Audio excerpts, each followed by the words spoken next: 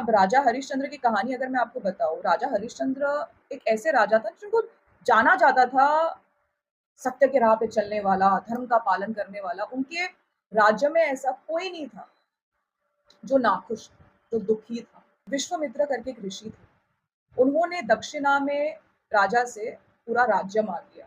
अब दक्षिणा का मतलब ऐसा ना कि दक्षिणा में जो भी माँगते हैं वो दे देना होता है।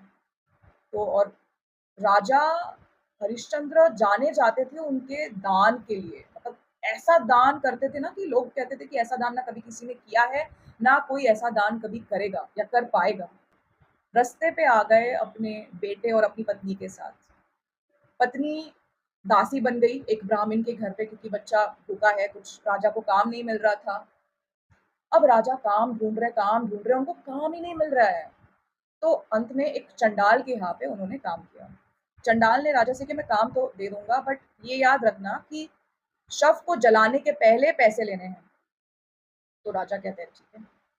अब होता क्या है उनका बेटा जो है उनको एक सर्प काट लेता है, जिसके वजह से उनका बेटा मर जाता है।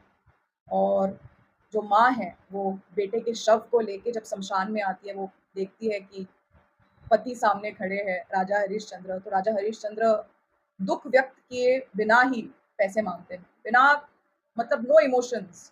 अंदर ही अंदर वो खाए जा रहा है। आप सोचो ना कितना बड़ा दिल पे पत्थर रख के पैसे माँगे होंगे राजा ने। बेटा मरा हुआ है।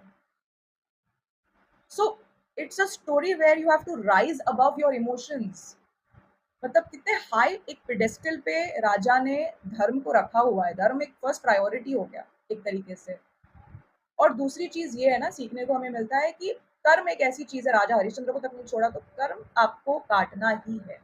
लुक एट द ग्रेस, किस ग्रेस के साथ उन्होंने एक्सेप्ट किया कि हाँ, ये मेरा भाग्य है, मैंने कुछ तो किया होगा।